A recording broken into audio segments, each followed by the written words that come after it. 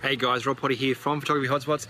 Thanks for joining me. If you're wondering what that bridge is in the background, I'm down in Tassie and I'm down at Richmond, which is just outside of Hobart, checking out the oldest bridge in Australia, that being the Richmond Bridge. As you can see that truck going over it now.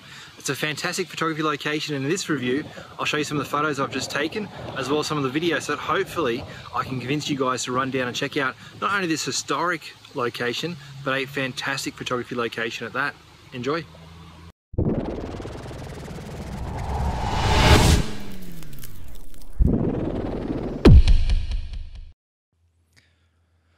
Alright guys, well welcome. Now in my intro, as you saw me there in front of the Richmond Bridge in Tasmania, I mentioned that this is the oldest bridge in Australia. Now I should clarify that. Since then I've actually found out that while it is the oldest bridge in Australia, it's the oldest bridge in Australia that is currently being used. So there's probably a couple of bridges that are a bit older than this one, but this one is the oldest one that's currently being used. This bridge, and you'll see it in the photos and the video that I've got to show you guys, but it was actually built in 1823 and completed in 1825. So it took 2 years to build it, and it is a beautiful bridge and a fantastic photography location.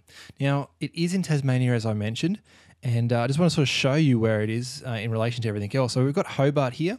So Hobart to Richmond, you're looking at about 25 to 30 minutes, and Launceston up here, you're looking from about 2.5 hours. So depending on whereabouts in Tasmania you are, will obviously dictate how long it will take you to get to Richmond.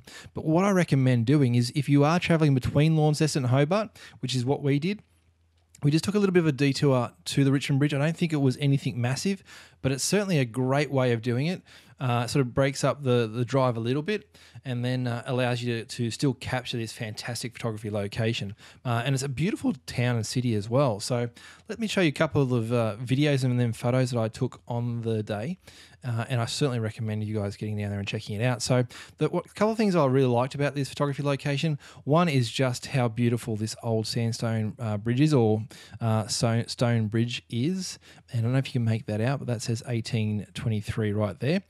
But you can shoot it on both sides, so you can photograph it from left or right, and then that'll then it doesn't really matter so much what time of the day you get there, as in if it's early morning or late afternoon, if you're going to shoot sunrise or sunset, because you're going to at least always have a face of the bridge to photograph from. So really cool there. But I have also seen some really cool photos of this taken over night time with some stars high overhead. So unfortunately I wasn't able to try that, but it would be amazing to see all these beautiful stars and photograph this bridge as well, because it is sort of outside of the main city of Hobart, and Tasmania has just the most magnificent clear skies. So could not recommend that highly enough. But I'll just play this, and again I apologise about the poor visual. It was just taken quickly. There's a duck. It was just taken quickly on on my iPhone, which had a bit of a bad case on it at the time.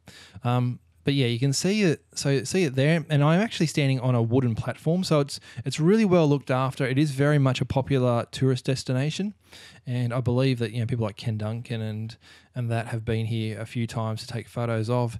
We did come in the middle of the day because, again, we were going between Launceston and Hobart, and we sort of probably got lucky because we did get a bit of cloud, although as we sort of had to sort of finish up quite quickly and sort of get to the car because it did start to rain quite heavily.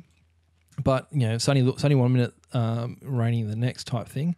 But this is on the other side, and so this will again give you a bit of an idea. So you can park up here, sort of walk down. One of the photos I'll show you in a second. So one was taken from the wooden platform where I was standing before, but one was also taken sort of down in here. But there's lots and lots of photography opportunities where you can set up and capture some great angles of this bridge. So there's a couple of little videos. Hopefully they help and they sort of give you a bit of an idea as to what this location sort of looks like as you sort of move around it. You can, again, sort of walk around on both sides, which is really cool. And again, the town itself is actually really beautiful as well. So I'll show you a couple of quick little photos. So out of the day, I took quite a few photos, and so far I've sort of put together just the two.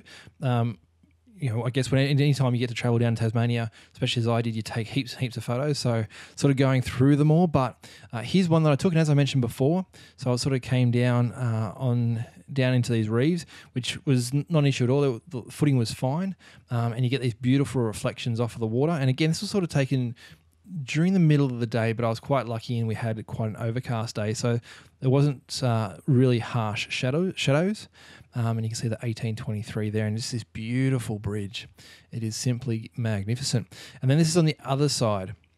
As you can see, it's getting a bit more dark and gloomy, but this is actually then taken from a wooden platform that sort of protrudes out into the creek, or I guess you would call it a creek. And again, you get some beautiful reflections. There are a lot of ducks and geese and those sorts of things there, but again, then these beautiful old buildings and beautiful surroundings and trees, which are really, really well looked after. And again, guys, I could not recommend this photography location highly enough. Again, especially if you're traveling between Launceston and Hobart. Just stop in here, even if it's just for half an hour, you certainly won't regret it. Now, out of 10, I've given this photography location a 8.5 out of 10. I think it's a magnificent photography location, and I think it would be good for any of the different types of photography that you like. So if you're like me, you like your landscape photography, you could certainly do that. But I could also see people going down there for portraits, because there's fantastic gardens and that, especially on the other side, where you can set up and take some really, really, really, really nice photos of people or of your clients. So again, guys, certainly a photography location that I highly recommend checking out. And if you've been to Richmond Bridge, I'd love you to come to Photography Hotspots, find the location, and you can do that by just searching Richmond Bridge here, or going to our map of Tasmania, and let me know what you thought of it, whether you loved it, what was your favourite position, like angle, etc., etc. So till next time, guys, thank you so much for watching this, and I look forward to talking to you again soon. Thanks, bye. Subscribe to our YouTube channel and never miss a video.